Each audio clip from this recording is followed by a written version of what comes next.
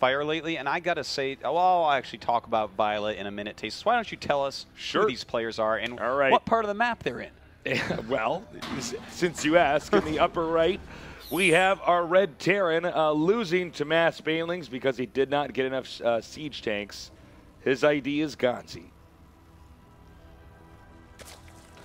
And in the bottom left, overcoming the odds in that last game and really staying one step ahead. Nice.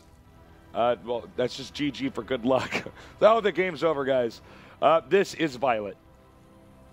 Yeah, it's sometimes common in Korea, instead of saying GLH up, you'll say GG at the start of the game and then GG at the end of the game. That is correct. Well, okay, so I want to talk about Violet for a second, because Violet used to be like this really cheesy all-in-y type of Zerg. Let's just be honest, this is what he was. But as of this year, he's turned over a new leaf. I heard that he started playing full-time, and he is actually so smart. He is so clever. It's completely different from watching DRG. I was actually talking to Sheth about this earlier, and he had some really great insight about it, where, you know, DRG is this really great macro player. He has amazing builds and timings and all this, but the decision-making isn't always the best. You know, when things throw him off, he gets thrown really off. Violet, on the other hand, his macro, not always the best. His expansion timing's not always the best. But he is so clever. He is really, really intelligent and knows how to deal with weird situations. And, I mean, it's wonderful to see that. And this guy, seriously, is becoming one of the best Zergs in the world. And, of course, I think Ganzi as well is somebody who we've slowly seen rise in skill and potential over the course of our time in Korea. You know, I've watched his games a lot lately, and I think the way that he prepares for a best-of-3 is very impressive. He doesn't just take it each game by the player and the map. He takes it by the series itself, and that's very telling of somebody who has the potential to be a champion. Yeah, I would say that he does have that potential. In fact, he could maybe do it in this tournament. We'll have to see. But anyways, we are off to a nice little start. Pretty standard by Violet. Not surprised at all to see those gas for Ling speed coming up. And then Ganji with a super fast double gas here after his command center. So it looks like he'll probably go right into Reactored Hellions, and I'd love to see also a Banshee with that, because the third base on this map, really kind of out there. That's going to be hard for him to actually take until he has a lot of Speedlings. Walking Queens over there will be difficult, and of course, Hellions can keep that creep down quite a bit. So the Queens, even harder to get over there with, oh my god, a Roach Warren. Okay. Well. Okay, it's his turn to be the aggressor here. The bunker, by the way, placed pretty well. Not against roaches, though. Yeah, not against roaches. That is an anti-Zergling. Zergling. Yeah, whereas roaches and possibly Banelings here, we'll have to see what he actually wants to do with it. I mean, there is always the possibility he wants to make just a few roaches, but I don't know, man. I'm kind of feeling like that Roach Horn was pretty early for trying to stop any sort of Hellion harassment. So. Okay, so he takes a peek over there. It's very clear now what Ganzi's doing with the expansion up and running. Well, I think the real question is, how many roaches does he make? 5 exactly, because he becomes supply capped. And actually, that was timed out perfectly to build 5. So we're going to have to see what he can actually do with those 5 there. He does have 3 Marines in a bunker. He is making Reactored Hellions right now. So basically when the 5 get there, he might have Hellions 3 and 4 almost popping out, but just those 3 Marines in the bunker. Not a lot of SCVs at the natural to repair with either. Also, don't forget, there are 6 Zerglings over on this side of the map to help those roaches out as best they can, but they are slow Zerglings. Do you think he's going to go up for the bunker, or will he go around to the bottom? I think he's going to kill that bunker. I think he most likely will go for that bunker kill. So, anyways, here we go. The Roach is going forward. The 2 Hellions actually being really useful in killing off some of the Zerglings. And he is going to retreat his SCVs. Okay, we have the 5 roaches over here now. He wants to get the Terran to lift this off and put it back inside the main. He can't use this location for now. There is a Banshee on the way, and then when the Banshee comes out, the roaches just have to quit. Yeah, the Banshee is definitely going to chase them away, but the Hellions right now just running by. That's an interesting choice, but the SCVs are outside to repair that bunker, and they will do so. The Roach is going to come up, pick them off very quickly, and easily take down the bunker. As you can see, Mike going back and forth with the SCVs. He's going to pick up the rest of those, and then the bunker should go ahead and fall. Well, it looks like there's just enough here from Ganzi that he's not going to take any serious damage. The Banshee's finally out, and we see a nice wall-in occurring over at our Zerg base. That's beautiful. So much for your counterattack, he says. Now, he did get a glimpse of the Banshee, right, as it was leaving?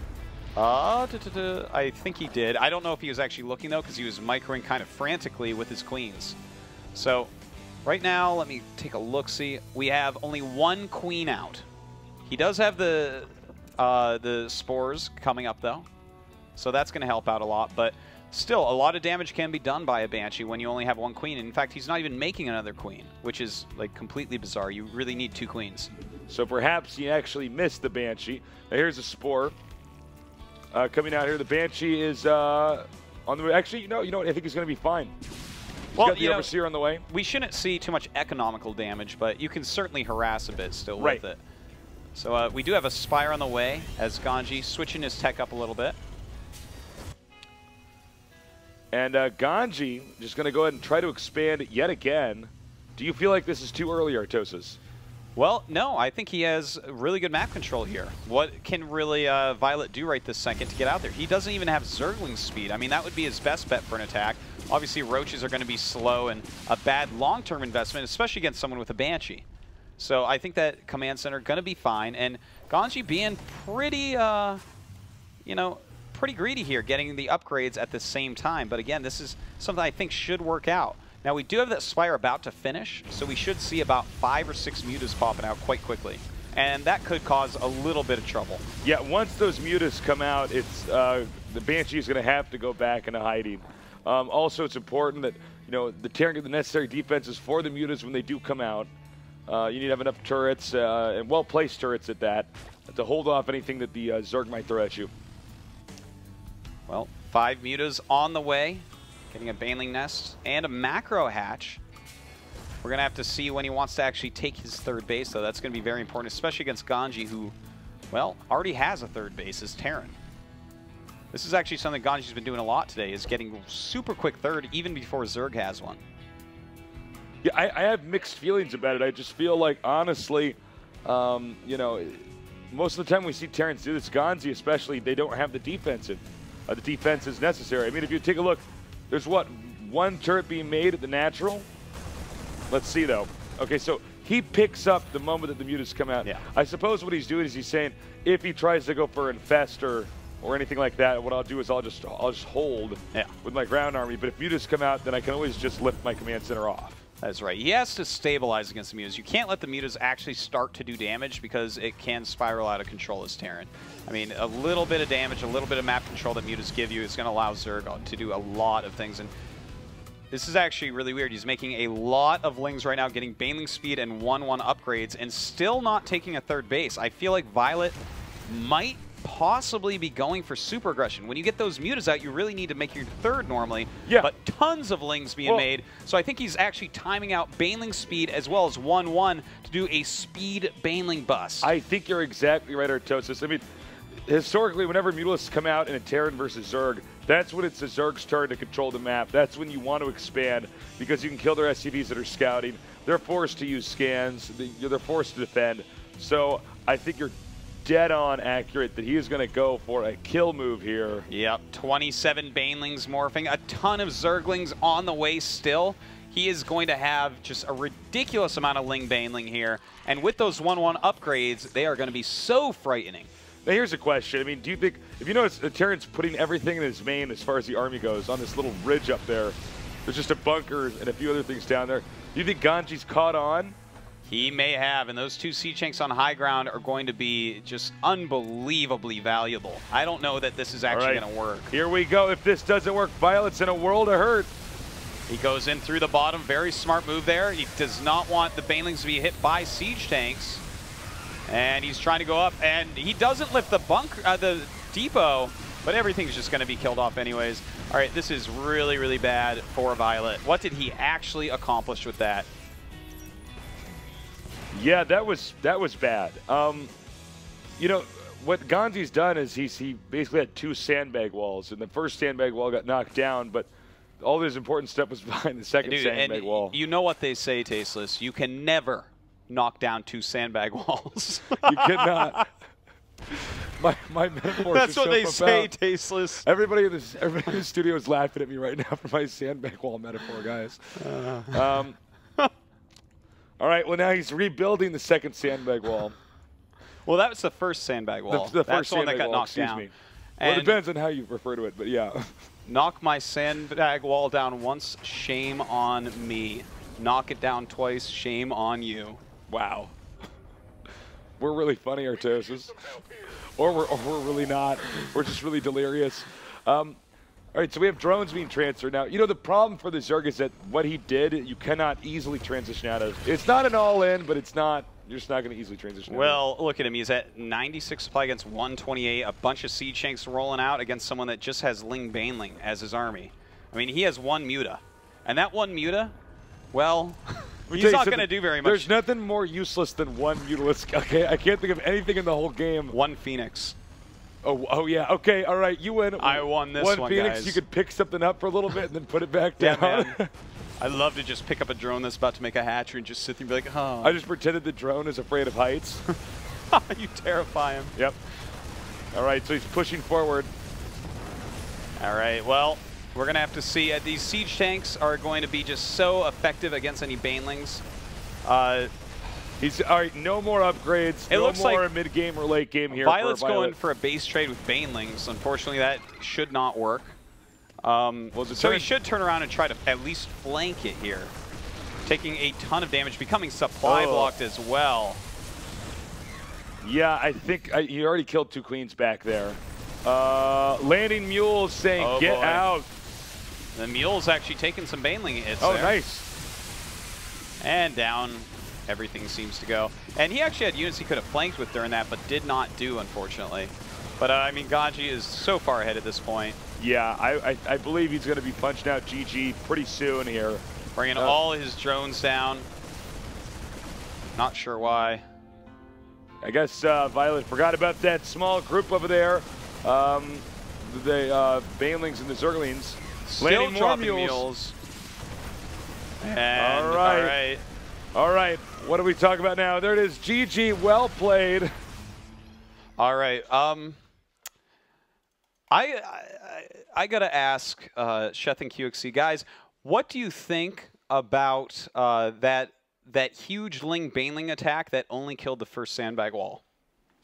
The first of many possible sandbag walls. That's true. You could have many, many sandbag walls. Sand is a very abundant resource. When the flood is coming. You get bags anywhere, man. You go to any store and buy anything, you can get a bag. And sand is very easy to find. No, it's on the ground. Yeah. And here's the thing. What if you see rocks on the ground? That can be turned into sand. Yeah. You bash 2 rocks together and you just get a bunch of sand. So using Banelings and Zerglings to kill that off, what do you guys think about that strategical choice? Did you, I don't remember who was casting it. Did you guys cast Marine King against Violet? No. Okay. No, that was DJ Wheat and so Grubby, I believe. we actually saw that exact same build from Violet. The 4 or 5 roaches, pressure, fast layer. Except in that game, Marine King did some pressure. Violet cleaned up the pressure, and then the counterattack just murdered him. And I think that build is really strong if your opponent's not ready for it. But Ganzi was picking up all the right clues. He brought the 3rd back into his base. He started building the bunkers. The siege tanks were in position. And then he pulled his SCVs back. Because that attack can still be really strong if you can wipe out the SCVs at the natural, and it just didn't happen. Yeah, I agree. Once I saw the army in the main, I thought, oh, this is... Yeah, this 2 siege tanks on the high ground, and yeah, those sandbag walls are going to be fine. All right, we're going to go and check out a Nas performance replay, kind of highlight what we saw back there. This is the pivotal point in the game. Guys, analysts, take it away.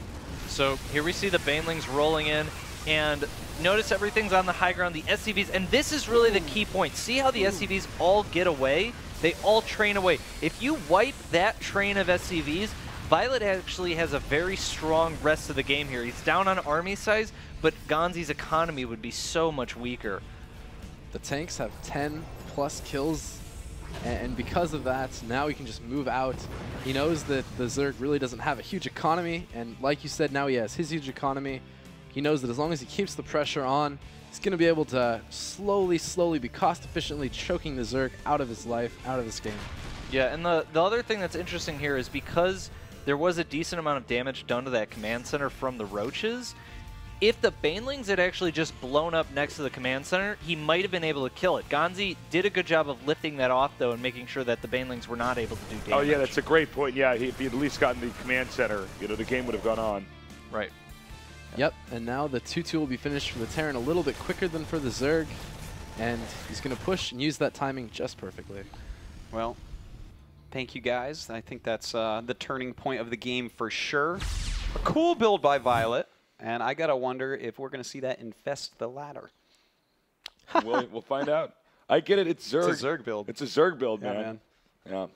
All right. We're getting booed. Now we're getting booed by the studio. All right. Well, guys, analysts, again, thank you so much. You guys, we really appreciate your insight. All right. Now, guys, don't go anywhere because we have 2v2 coming up next in just a little bit for Tasteless, for Artosis and Tasteless. We'll see you guys tomorrow.